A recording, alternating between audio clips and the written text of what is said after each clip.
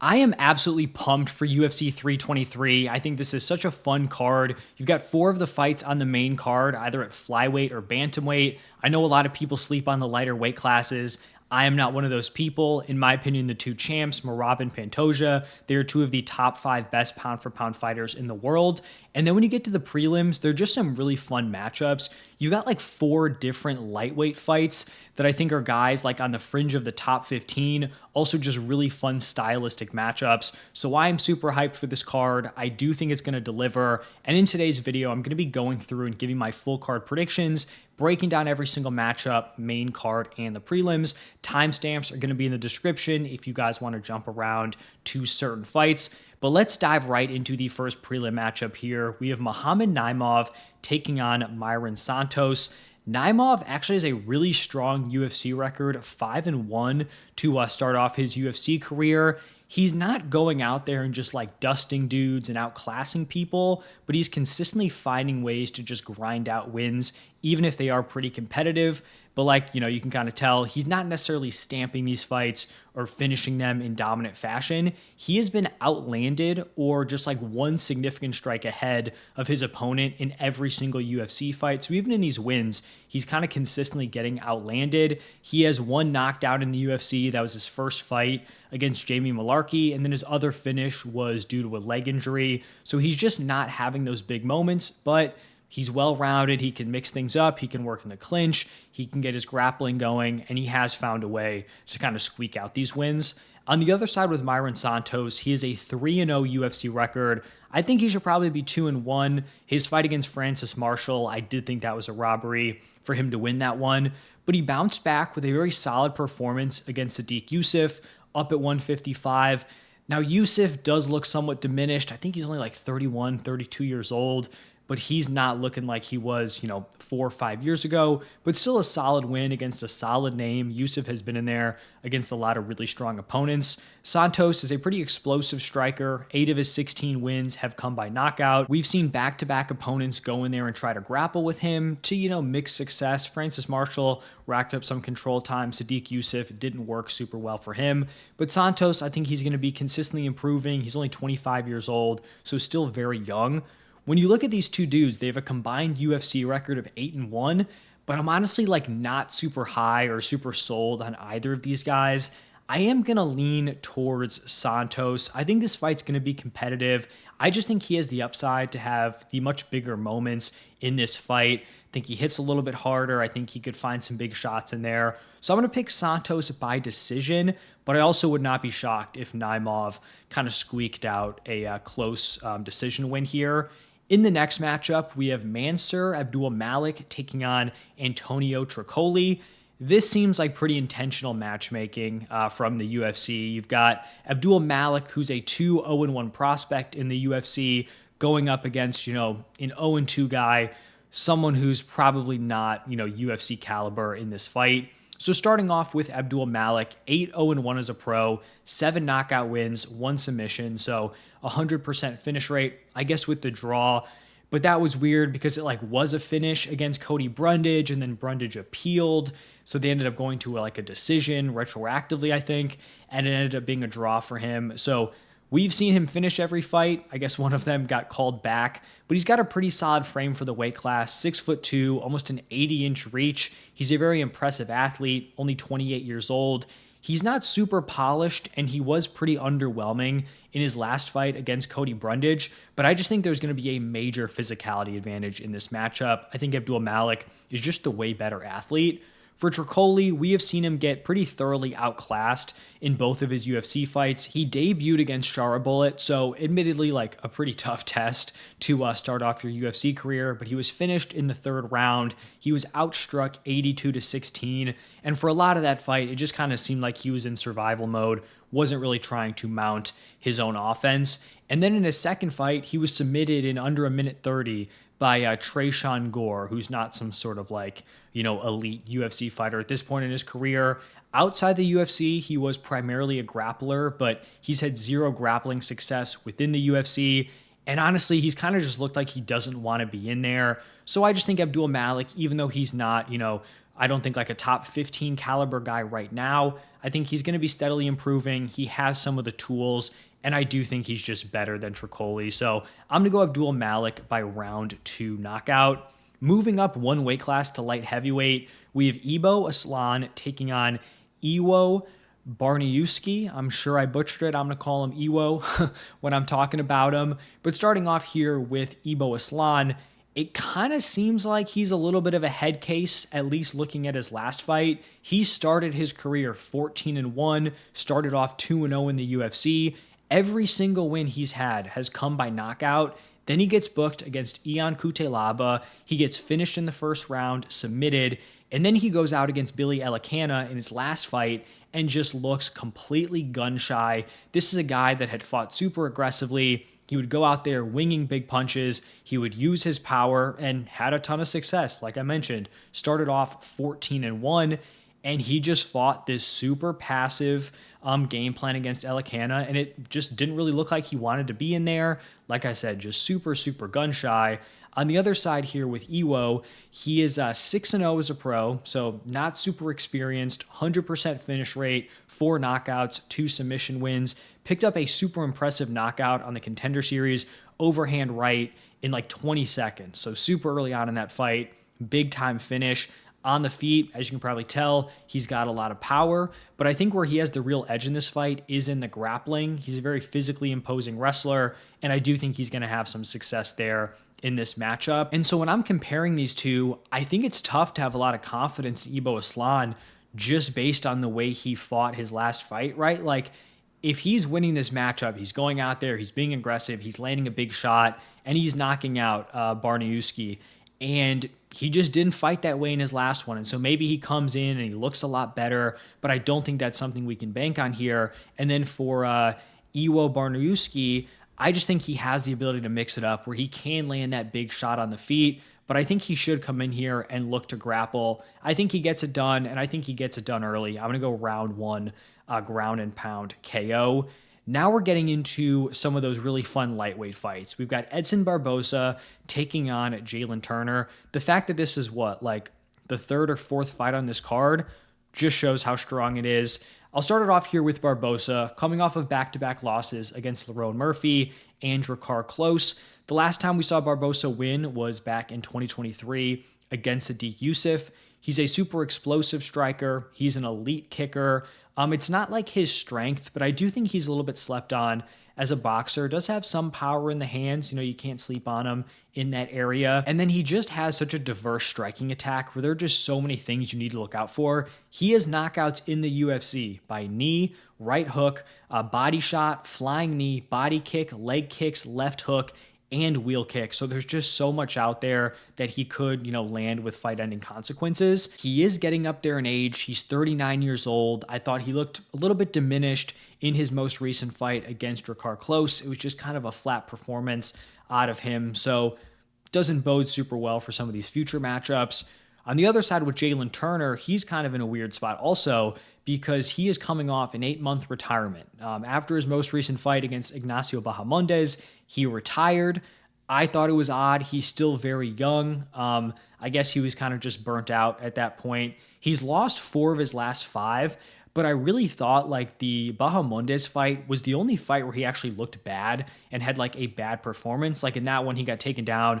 Bahamondes just kind of melted him on the ground. And Turner even said after, he didn't really feel like he had the fire. He almost just let Bahamondes do what he needed to do, and he just wasn't in there mentally to actually fight back. But you look at some of those other losses, they're split decisions against very good fighters, Dan Hooker, Mateusz Gamrot. He lost to Renato Moicano, but he nuked him badly, dropped him bad in that first round, just didn't follow up. So all of these losses, except for his most recent one, they're super competitive against at worst top 15 guys within the weight class. He just has such absurd physicality in this division. He's 6'3" with a 75.5-inch reach. He has an 100% finish rate, 10 knockouts, 4 submission wins. But I do think there are legit questions about his desire to continue fighting, right? You don't retire for no reason. Like I mentioned, the last fight was not a good performance, but he's 30 years old, has the physical tools. He's going up against a 39-year-old Edson Barboza. this is a fight that Jalin Turner needs to win, and I do think he's going to get it done. I'm going to go with Jalin Turner round 2 KO. I think it'll be interesting to see if he looks to grapple, because Turner is certainly dangerous there, has some submission skills, but I honestly think even on the feet, this version of Barboza, I think Jalin Turner can get the win. Does have to worry about the leg kicks, though. He's got some skinny legs, long frame. Barboza should certainly look to beat those up. Going up to middleweight, we've got Marvin Vettori taking on Brunno Ferreira. Vettori on a 3-fight losing streak against like solid competition, Jared Cannonier, Roman Dolidze, Brendan Allen. Vettori's so interesting because you kind of break him down, you're looking at his skill set, and you look at some of the like peaks he's gotten to, right? Like this dude fought for a title, but you're looking at his skill set and it's like he's not really great anywhere, but like he's very durable, he's tough, he's got good cardio. So like physically, he's got these things kind of going for him, some of them just like natural in terms of like the durability, but he doesn't have a ton of finishing upside, especially once he's gotten, to go up against legit competition, not landing big shots on the feet, not really a submission threat. On the other side with Brunno Ferreira, this dude is kill or be killed. He's like the opposite of Vettori. He's got no finishing upside, but is super tough to finish. Ferreira has 9 wins by knockout, 5 by submission. He has been knocked out and then submitted in his 2 losses. 5-2 UFC record, solid start to his career. I'd say he's primarily a striker, but you can't sleep on his jiu-jitsu. Got a pretty stocky build for this weight class, 5'10", with a 72-inch reach, but he's just super explosive, super powerful, has round 1 KOs against Gregory Rodriguez, Phil Hawes, and Dustin Stoltzfus. His most recent UFC loss was against Abus Magomedov, where we did see him get out-grappled. I think Marvin Vettori should look to grapple in this matchup. At the very least, just kind of wear on Ferreira, kind of lessen some of the explosiveness early on. I think if Vettori doesn't wrestle, then this could certainly turn into a banger just with some of the stuff that Brunno can throw out there and some of the shots that Marvin Vettori can eat. And like Vettori is not opposed to getting into a dogfight. His last fight against Brendan Allen was a pretty fun matchup. I just don't like banking on people's durability. And it's like, I guess Vettori could outstrike him on the feet, but I just feel like Brunno is going to have the bigger moments. And although Vettori is super durable, it's not like we've never seen shots affect him. Like Whitaker had him, disjointed a little bit. I think it was Jared Cannonier had him hurt badly in their 5-round main event. So I'm going to lean towards Brunno Ferreira. Vettori's been a staple within the top 15 for a while, but I think Ferreira is going to get it done. I've gone back and forth on whether it's, just goes the distance or if he finds a finish.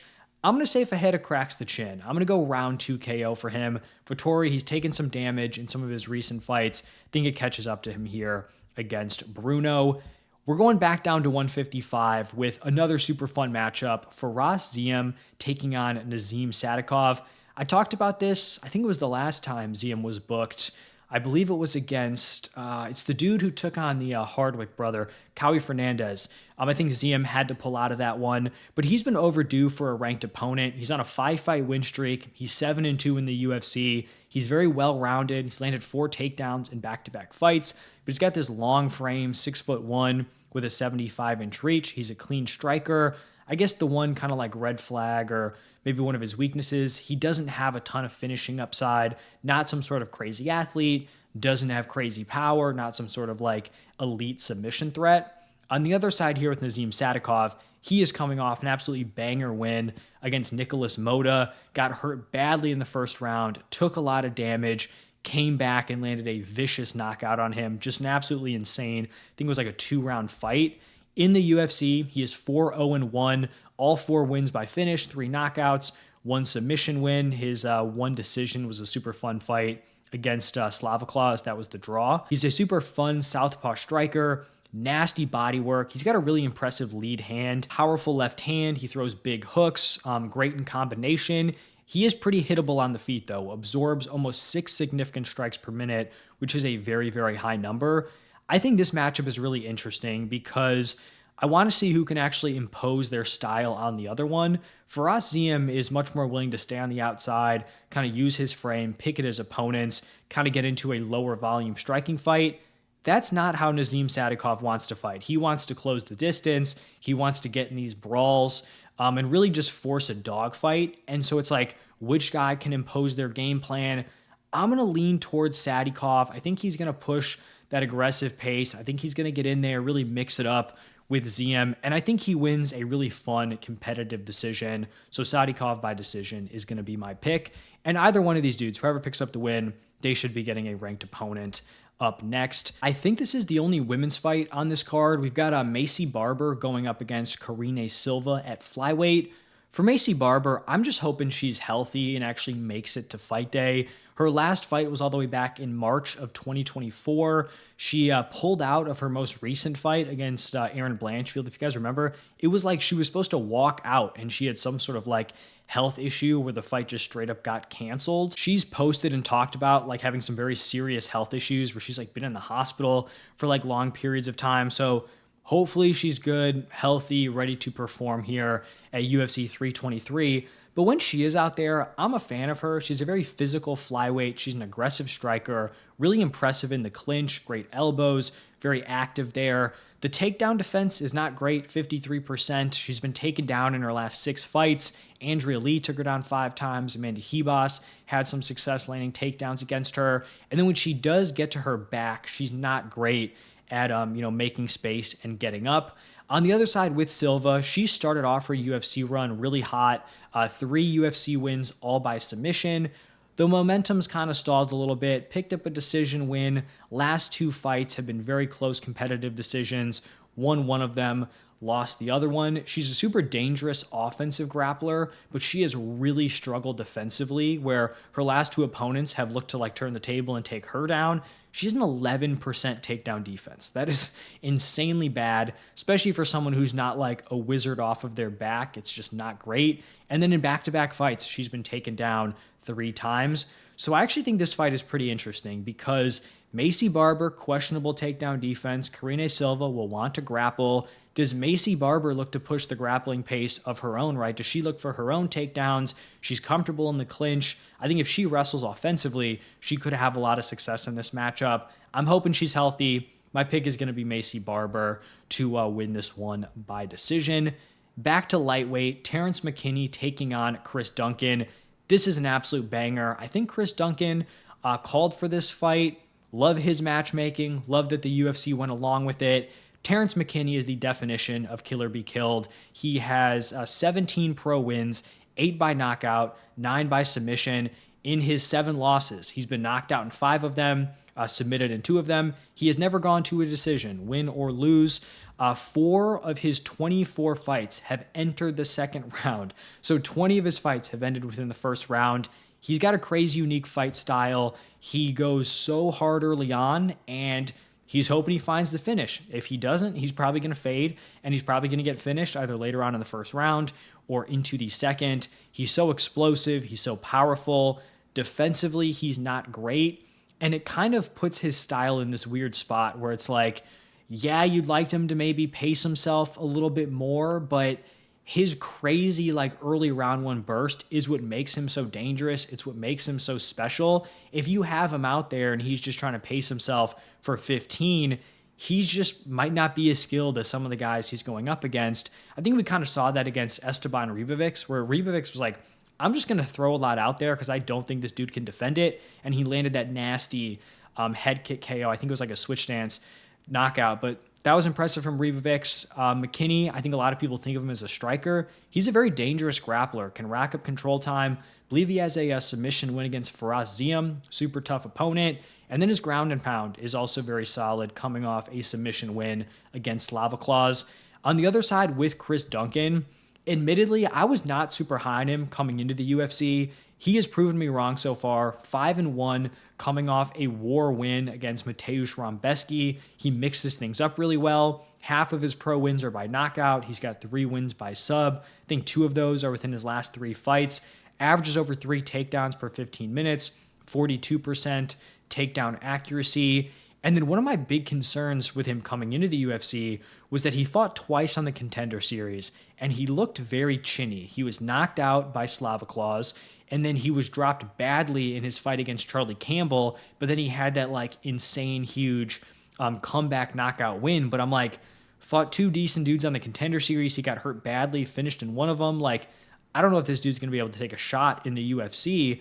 And he hasn't been dropped since then. He just went up against Rombeski, who, put him through a war, hits hard. He was totally fine in that matchup. His takedown defense has been a little bit unreliable, down at 50%, but he has been pretty tough to hold down. And then if this fight goes into round 2, round 3, goes the distance, I do just have a lot more confidence in Duncan in that type of matchup. I think this is a matchup where it really could go either way. Like, McKinney could go out there, just nuke him early on with that, initial push. If Duncan survives, then he'll probably cruise to a win, find a finish either late in the first, into the second or the third. I kind of just lean towards McKinney finding that big shot early on in this matchup. So I'm going to go with McKinney round 1 KO. If I get this one wrong, I think I'm going to have to stop picking against Chris Duncan. I might have gone against him. This might be the 3rd time in a row, maybe 4th time. I think I picked against him in the Vucenic fight. I'm not sure about the Oki matchup, but I've been sleeping on him. I might still be sleeping. I could certainly see a path to him winning this one. It's just can he survive the initial 2 minutes? I'm going to guess no, but certainly could be wrong. We've seen McKinney have that huge push and then not end up getting the win, but I'm going to go round 1 KO for McKinney. Another one of these 155 matchups. I think this is the featured prelim. Grant Dawson going up against Manuel Torres. This fight, in my opinion, has shades of Michael Morales, Sean Brady. And if you guys watched that prediction video, I might be making a similar mistake with my prediction for this fight. You've got the dominant grappler versus the big explosive athlete who's not the most technical guy in the world, but just has these physical advantages. So Grant Dawson, 6-1 in his last 7. 3 of those he finished. The 3 that went to decision, he didn't lose a single round, and he racked up 37 minutes of control time out of 45. That is just insane dominance in his wins. He is great at getting to the back. He lands solid ground and pound, threatens the rear naked choke. On the feet, he's fine, but he doesn't want to be there. He is pretty hittable, also a little bit chinny, we saw Bobby Green. That was the one loss in his last 7. Bobby Green knocked him out in the first 30 seconds, and Bobby Green not necessarily known for that one-punch KO power. On the other side with Manuel Torres, someone who does have that power, he is 16-3, 8 wins by knockout, 1 by sub. I believe every single finish came in the first round. He had a couple of fights on Tapology where it didn't show the round, but this dude is getting in there. He is finishing fights early and often. He's got a great front kick, powerful straight shots. His elbow knockout against Nicholas Moda was just vicious. The Drew Dober one in his last fight was also rough, a super late stoppage there. I think he's listed at 5'10 or 5'11. I think his measurables are bigger than what he's listed at on the website. He just looks like he has this massive frame for 155. We did see in his one UFC loss, he was knocked out by Ignacio Bahamondes, dropped twice, then finished. On the feet, he is kind of hittable and he can overextend.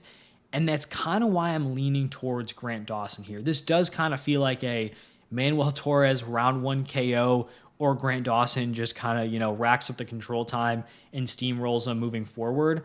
I'm going to pick Grant Dawson round 2 submission. So I picked Sean Brady. I'm all right, I think he's going to get the fight to the ground, kind of unproven takedown defense, just a better grappler. And I'm kind of making the same case here. Now, admittedly, Manuel Torres could land a big shot. I don't trust Grant Dawson's durability, but he's just so consistently been able to land the takedown, rack up the control time. I think he does it in this fight. I think he ends up finding the finish in round 2. Now we are going to get started with the main card. Jan Blachowicz taking on Bogdan Guskov.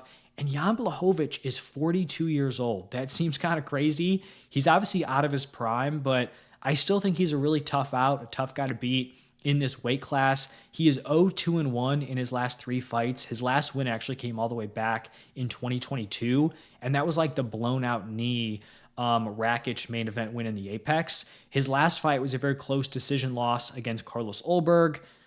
I think some people scored it for Blachowicz. I know I personally had it for Ulberg. Can't really be too mad if either of them lost. It was just lower volume output. Neither guy had a ton of agency in that fight. So kind of just an underwhelming decision. He's a powerful, durable striker. He's been knocked out 1 time in the UFC, despite fighting a very dangerous strength of schedule. He can mix in the grappling, not something he goes to a ton, but like 48% takedown accuracy, used it to rack up control time against great strikers like Izzy and Alex Pereira. I think there's maybe a question of like, does he look worse than he did the last time we saw him fight? Like it was March of 2025, but like he's into his 40s, right? Like the decline can happen a lot more rapidly at that point. On the other side with Guskov, 4-1 in the UFC. He was submitted by Volkan Ozdemir in his debut, 4 straight finishes, coming off a round 1 KO against Nikita Krylov. He's a super dangerous fighter. 100% finish rate, 15 knockouts, 3 submission wins, super explosive, super powerful striker. Defensively, I do think there are question marks. He keeps his hands low. It seems like he's tried to work on it a little bit. Like when he's at range, he'll have the hands up, but once he starts pressuring forward, trying to throw his combinations, his big shots, those hands are way down, and he is open to get countered. And I'm going to lean towards Jan Blachowicz. I think at this point in their careers, Guskov is the better, more explosive athlete. But Jan's a big dude. He's tough to hit clean. He has been pretty durable. And we know he has that power in both hands where if Guskov, closes recklessly, Jan Blachowicz could put him out with the left or the right. So I'm going to go Jan Blachowicz round 2 knockout. And then in the final 4 fights, we're in the bottom 2 weight classes for the men here, 135, 125. We're starting it off here with Henry Cejudo going up against Payton Talbott. Pretty funny matchmaking, and also just the way like Talbott went from like super rough matchmaking against Felipe Lima, where it's like he had a lot of hype, lost the fight against Barcelos, and then they kind of just threw him to the wolves. He survived that, and then he's like right back in on getting a super fun matchup or like actually able to jump into the rankings here against Henry Cejudo. Cejudo, since unretiring, 0-3. His last win was all the way back in May 2020 against Dominic Cruz. Now, he has faced super tough comp, right? Song Yadong in his most recent fight, Merab Dvalishvili for like a number 1 contender fight. Aljamain Sterling was where he returned for the title. And like the Song fight, he was losing, but he was in there. Merab, he took round 1, lost 2 and 3. It's Merab, right? He's the bantamweight GOAT. And then the Aljo fight, I believe it was a split decision, super close, very competitive matchup. He's 38 years old. He's not the same athlete, also can't push the same type of pace that he did in his prime.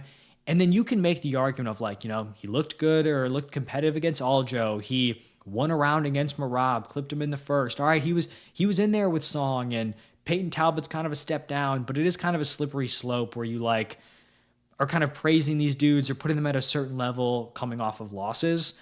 On the other side with Payton Talbott, like I kind of mentioned, an elite bounce back win against Felipe Lima. The takedown defense, the grappling looked brutal against Raoni Barcelos. Felipe Lima was a prospect I was very high on, a super well-rounded dude. And the takedown defense improvements were amazing for Payton Talbott. Lima went 3 for 15.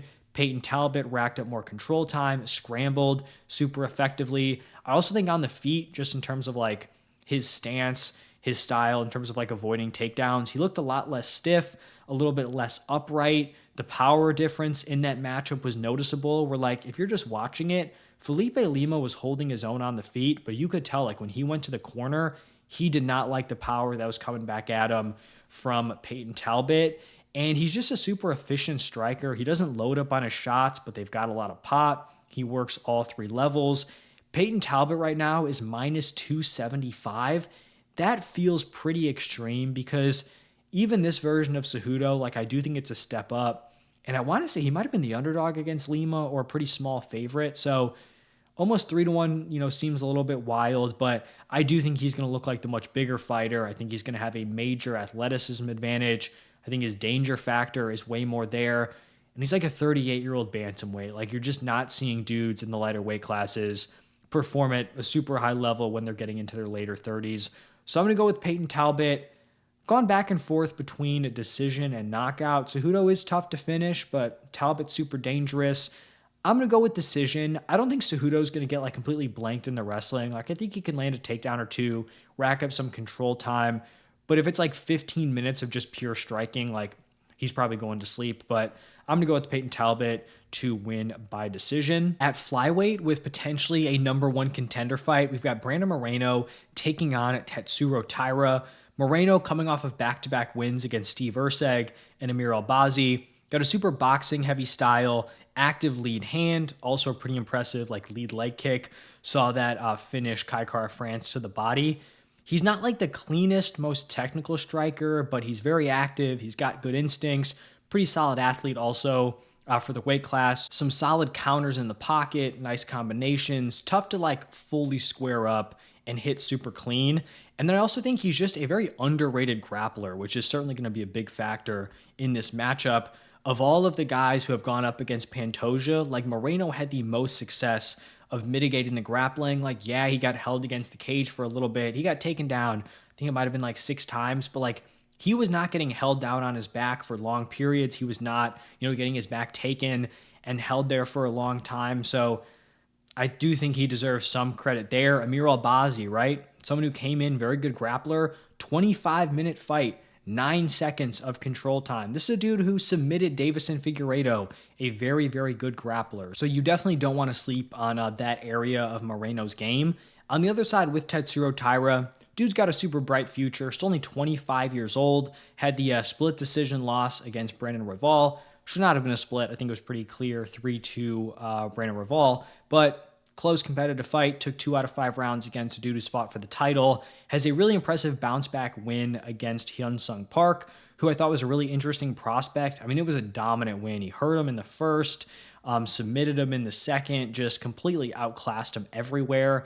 In the UFC, he's finished 5 of his 7 wins. He's an elite grappler, 48% takedown accuracy, 17 minutes of control time in his 2 decision wins.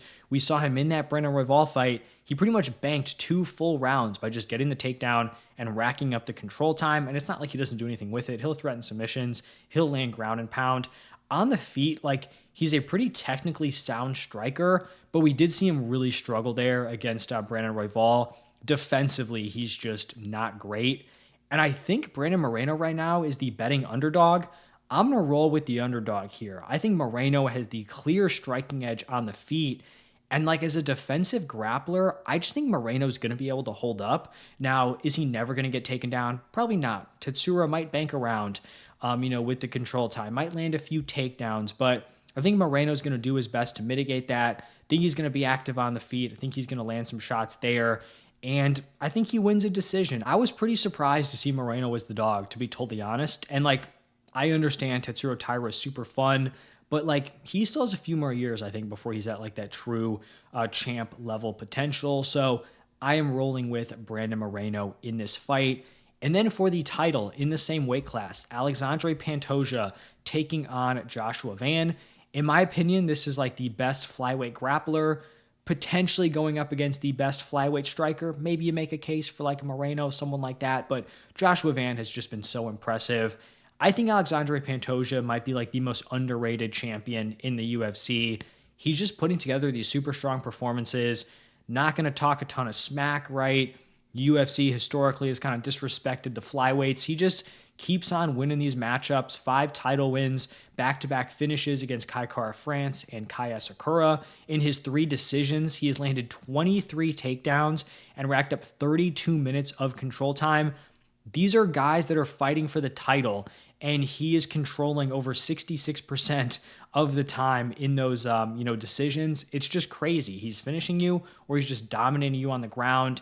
He presses forward on the feet. He pressures his opponents. He's very trusting of his durability. He'll eat a shot right to close the distance, get into the clinch. Figgy's the only guy who's ever knocked him down in the UFC, and I want to say that was it was either a huge telegraphed uppercut, or it might have been an overhand, but Figgy at 125, just an absurd athlete, and he's never lost by knockout. So the durability's held up, and it's not like he gets, clobbered every single fight. He likes to work his grappling from the clinch, has great back takes, and just proven 5-round cardio where he can push a high pace. He can have rounds on the feet. He can have rounds, on the ground. And it'll even seem like at points in these fights that he's kind of fading and he's breathing heavy. And then every time he just finds that second wind and powers through. On the other side with Joshua Van, less than a year and a half ago, this dude was knocked out by Charles Johnson, July of 2024. Since then, he is on a 5-fight winning streak. He took a short notice #1 contender fight against Brandon Royval, won that one, like fight of the year contender. He just fights with this insane pace and volume on the feet. 8.86 significant strikes per minute. Sometimes you'll see those numbers super high, especially for guys who are like relatively new to the UFC. They're not fighting the best competition. I can't think of someone who would be close to this, like getting a title shot. Like he has fought his way to a title shot, and the dude's averaging almost 9 significant strikes per minute. That is just a crazy number. In his most recent fight against Breno Royval, a 3-rounder, 204 significant strikes. It's really just out of this world. Boxing heavy style on the feet, super quick, nice jab, throws well in combination, some clean counter shots. I think a potential issue in this matchup is he doesn't have like that crazy finishing upside. He's an awesome striker, but he's finished 2 of his 8 fights, or 2 of his 8 UFC wins, and they've both kind of been just like an accumulation of damage where he's just hitting you over and over again, and eventually you're going to fade. The durability's not going to be there. In terms of his grappling defense, 81% takedown defense, but you look at some of the dudes that have taken him down. Cody Durden took him down twice. Ray Saruya took him down 4 times. Like, those guys didn't dominate him there, but if Durden and Saruya are taking you down, like, Pantoja's probably turning that takedown into 3-4 minutes of control time, depending on when he lands it in the round. I was honestly surprised looking at the odds that Pantoja was only minus 225. I think a lot of the betting odds with Pantoja have been in around that area where he's like minus 170 to like minus 230 in pretty much all of his defenses. I just feel like he has gone in and out-grappled far more proven grapplers defensively than Joshua Van. And then Van just like doesn't have that one-punch KO power. So it's like Van's path to victory is he is, at least in 3 rounds, just completely like mitigating the grappling of Pantoja, and he's not getting held down.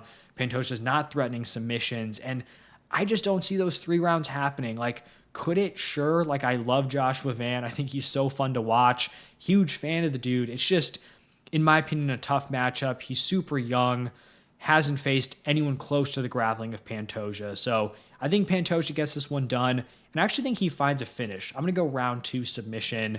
I do think Pantoja defends that belt again. And then in the main event, Merab Dvalishvili taking on Petr Yan. I'll spoil the pick right out of the gate here. I am not going to pick against Merab fighting at bantamweight until/if he loses. I picked against him in the second Sean O'Malley fight. That looked really dumb. I didn't pick against him with Sandhagen, but I did think Sandhagen had like a better shot than people were giving him and that the odds implied, and I thought Sandhagen had a fine performance, but this dude is really unbelievable. I picked against him against Umar, competitive fight, but like, I haven't given him the respect in my picks. I am done making those mistakes. Merab is on a 14-fight win streak, 4 title wins. He is going in there and outclassing elite competition. We've even seen in his most recent fights, like he's showing improved finishing upside where he hurt Corey bad, almost knocked him out, submitted Sean O'Malley in his previous title fight. He's got the greatest cardio in UFC history. He's landed at least 5 takedowns in his last 6 fights, all against really strong strength of schedule. And then it's like, you just need to land the one big shot against him, but he's tough to square up on the feet. He's only been knocked down 1 single time in the UFC. And it's like, he chooses his shots well on the feet. Like, he's rarely getting caught coming in, where it's like, if you're hitting him, he's retreating. He's got decent footwork for his style. He's always moving. He's never just like a sitting duck out there. Just a super impressive champ. I think top 3 pound for pound has to be locked in. And then for Petr Yan, like, it seems like I'm giving Yan no chance, but Yan is a freaking stud. He is elite. He's got a fun style. It's just such a tough matchup. Like, we've seen it before. Merab 50-45'd him, and that's not even why I'm like picking Merab. Like, I'm not saying, oh, he won once, he's going to win again.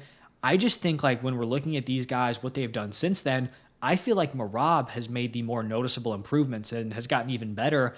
And that's not to say like Yan hasn't improved. He's gone on a 3-fight win streak. Like, he's looked good. He's an awesome striker, can fight from both stances, flows through his combinations. He's creative. He's got that bladed stance. He's tough to hit, really clean.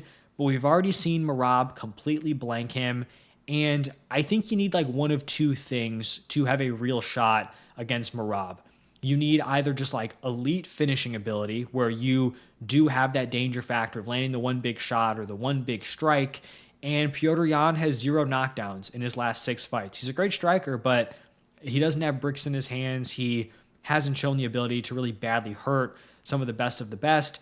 Or I think you need elite takedown defense. And I just don't think Yan has it. Like, the takedown defense isn't bad, right? Like, I'm not trying to dump on Petr Yan here. He's an amazing fighter, but some of the things defensively he does, like he really likes to shell up if someone's coming towards him. That just like opens the hips there, or like leaves the hips open for Merab, and Merab definitely took advantage of that in their first matchup. So I think it's tough. Merab's the man. He looks unbeatable. I think the dude who's going to have the best shot is Umar, and I feel like the UFC is going to force that fight, but Umar needs another win or two. I do think Umar's the toughest test, but Merab, I think, was banged up going into that fight, still got the win. The cardio's crazy. He builds on it. So Merab by decision is going to be my pick. And that is going to wrap it up for the full card. Would love to hear your guys' thoughts down below. You agree, disagree with my picks? Let me know who you guys are riding with for UFC 323. I'm excited. Hopefully it delivers. But thank you all for stopping by, and I'll see you in the next one.